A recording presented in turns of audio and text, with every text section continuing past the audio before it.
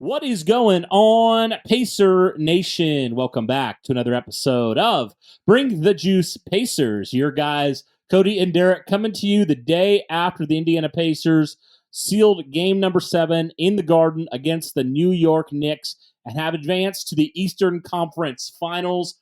They will start game number 1 tomorrow night against the Boston Celtics for a chance to get to the NBA Finals, Derek. And so, with that, before we kind of get into the next series, Derek, I thought it would be prudent looking at the Pacers this season and kind of talking about, man, in so many ways, the Indiana Pacers are not just on track for where we hoped they would be. In fact, they've even exceeded expectations, everyone's expectations, even fans' expectations for where everybody thought they were going to be this year.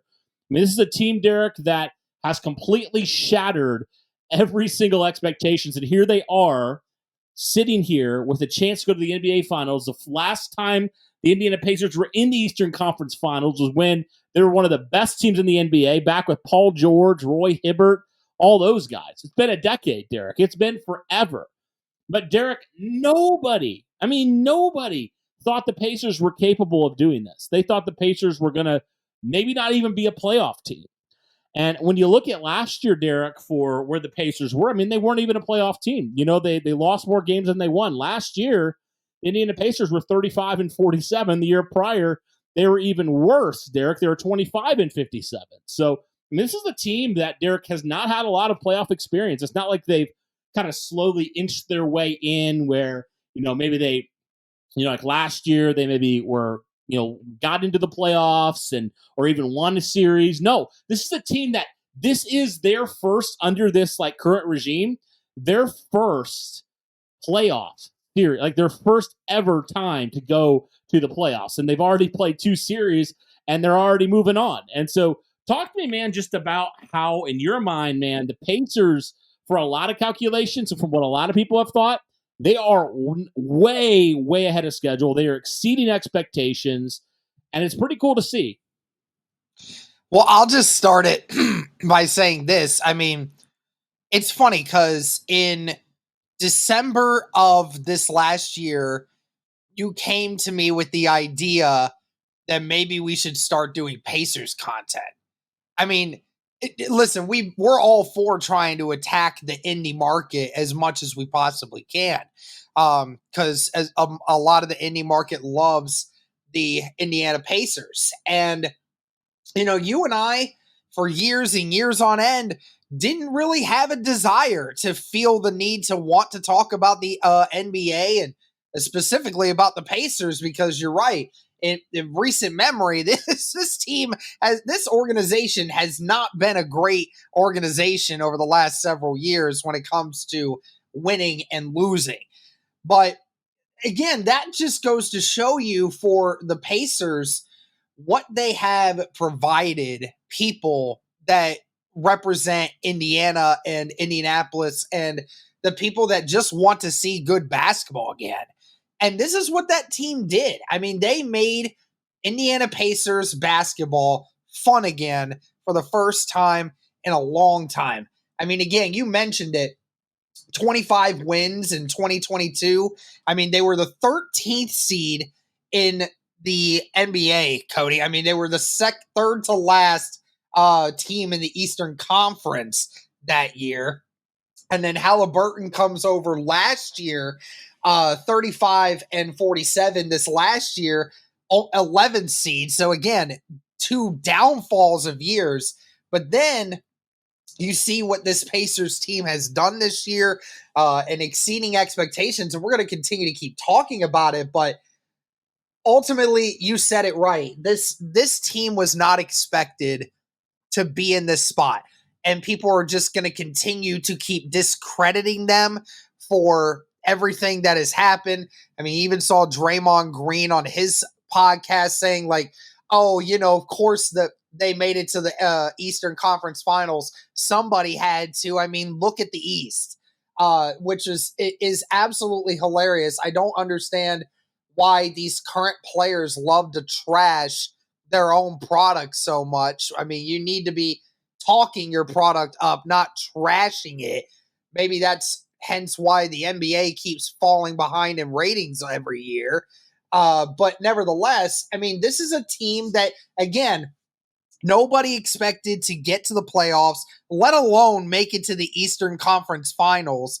And then all of a sudden, you have people that are suggesting that the Pacers shouldn't feel happy about being in the situation that they're in, or that it should have an asterisk behind it because, oh, they didn't have to face nobody that great. Cody, if that was really truly the case, then why was everyone, and I mean everyone, saying that the Indiana Pacers throughout the entirety of this playoffs so far been picking the opposing team against the Pacers in the playoffs if they thought it was just a cakewalk in? Like, these people all had the opportunity to change their mind. They all had the opportunity to change their mind. They could have went into that game 7 and everyone on TV, on national media could have said, this is a game in which the Pacers should win because they are the healthier team. They're the faster team. They're the better team right now, even if they're in Madison Square Garden. But no, we've seen the exact opposite. And then when the Pacers have defied the odds of everyone else, then everyone tries to discredit them just simply because they didn't want to accept what was happening. I do not care about injuries. Spare me the crap of all of that. I mentioned that in a recap video. I am just so happy to see the Indiana Pacers enjoying this. I'm happy to see Indiana Pacers fans enjoying this as much as they have, because, a decade of not so great basketball, and it's awesome to see it finally popping off. And like you said, for this team being so young, I mean, it's truly a great way for the Pacers to finish off this season.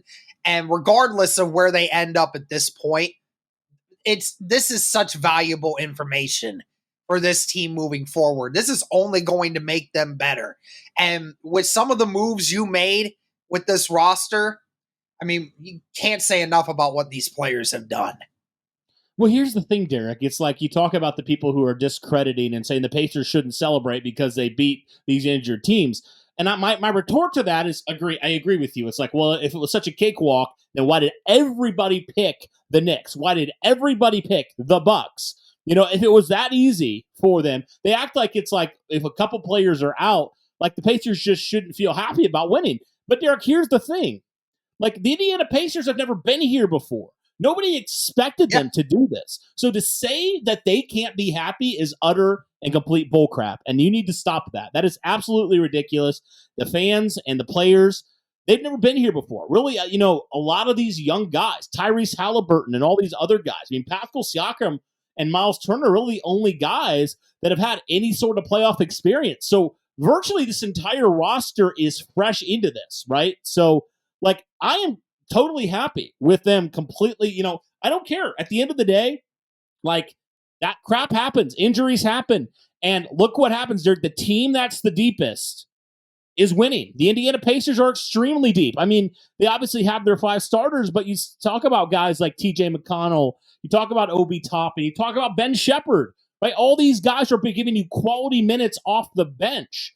And so, like, if these teams were truly that, like, great, I think that they wouldn't matter. I think it wouldn't matter. Obviously, injuries are a factor, but at the end of the day, you still got to go out there and win against a team that still has a lot of talent. I mean, Jalen Brunson played for every single game outside of the last one, but the Pacers were up by 20 at that point, so it didn't matter. So it's just silly how almost like the excuses just keep coming and coming and coming. I'm not saying they weren't a factor, but if that's the reason, why people are trying to discredit the Pacers, like, okay, fine, that's your opinion, man. But at the end of the day, you're sitting on your couch watching the Pacers are still playing. And this is the team that, Derek, I think the beautiful part about where the Pacers are right now is that they literally have nothing to lose. They're playing with nothing to lose, Like, I think that's what makes them so scary and so intriguing is, like, they played Boston pretty well, man. Like, it was only 3-2. Boston's the best team in the East. There is all the pressure on Boston. Oh, yeah. all the pressure is on Boston. Oh, yeah. 100%. Because Boston is expected to whoop the Pacers. If they don't, then again, it looks way worse on Boston than it does on the Pacers. Because again, nobody's going to pick you once again to win this. So honestly, if you're the Pacers, I mean, I think what the last series showed the Indiana Pacers was that they got cheated, they got spat at, they got downgraded, from those first two games with the Knicks. Every single bit. And Rick Carlisle sat up there and said, we want a fair shot. We want a fair shot. And you know what he probably told his guys is, listen, we're not going to get a fair shot. We're not going to. So guess what? We can either just let it kill us, or we can defy the odds of not getting a fair shot from the refs, from the media, from everyone else, and defy everything and make them eat every bit of it.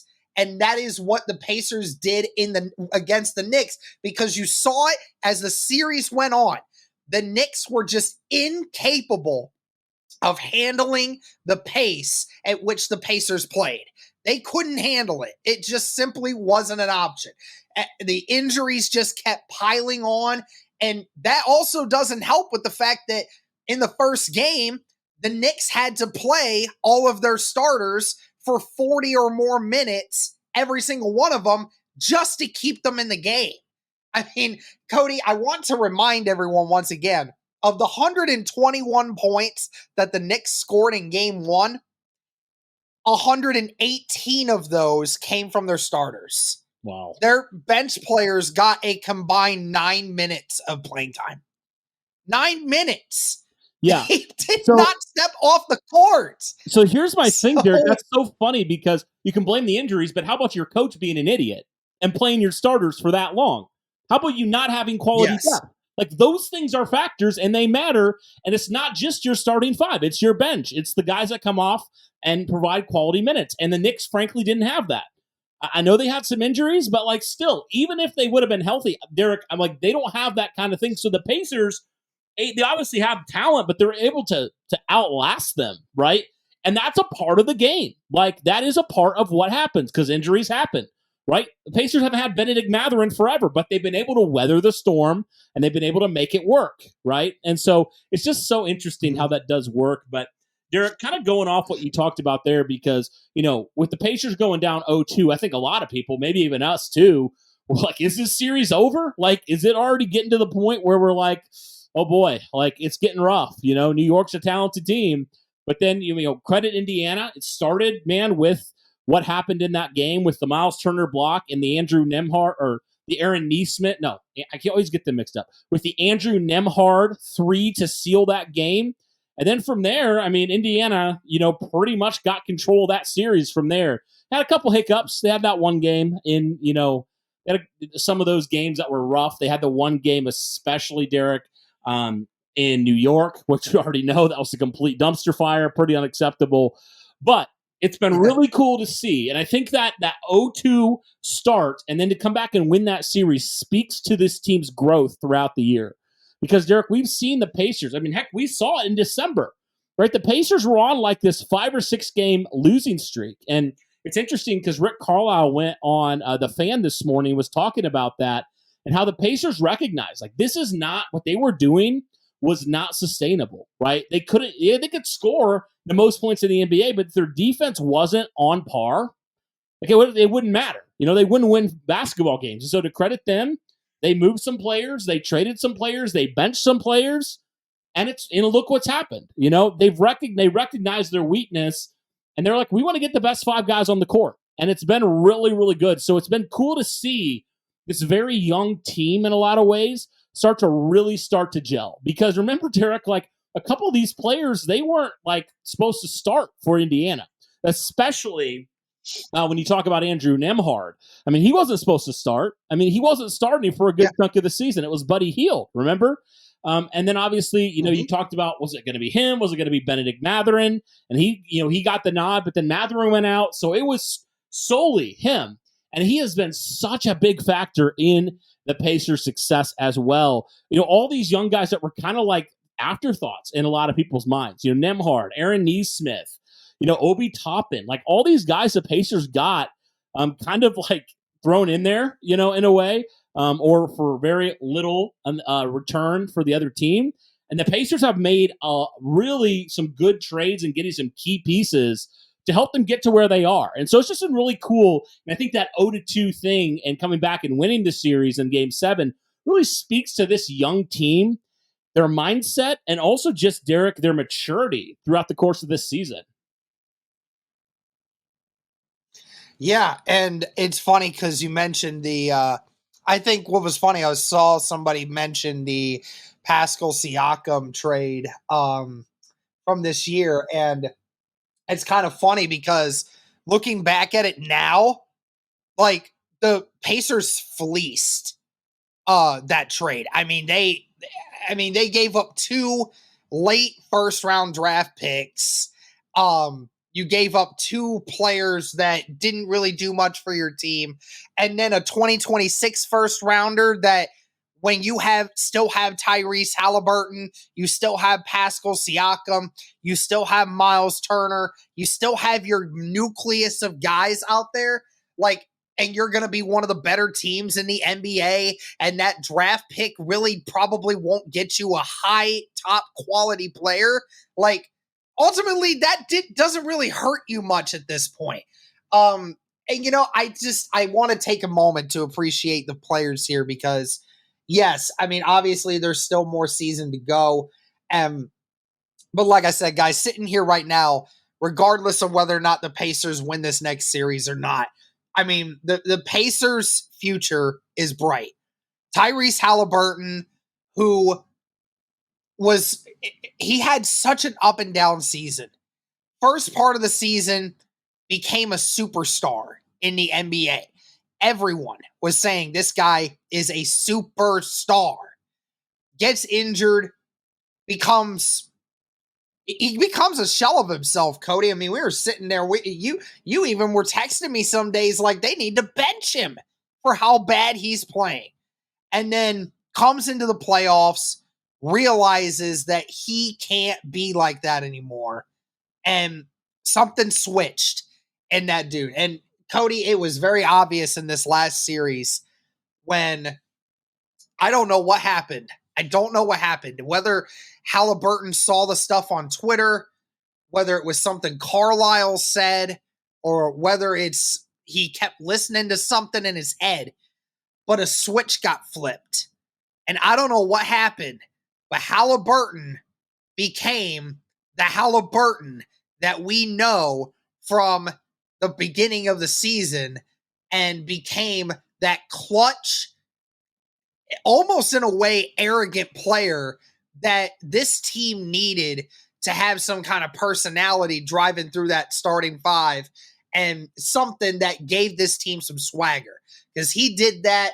Miles Turner, fantastic year so far all the way around. I mean, Naismith, we were questioning his offensive ability.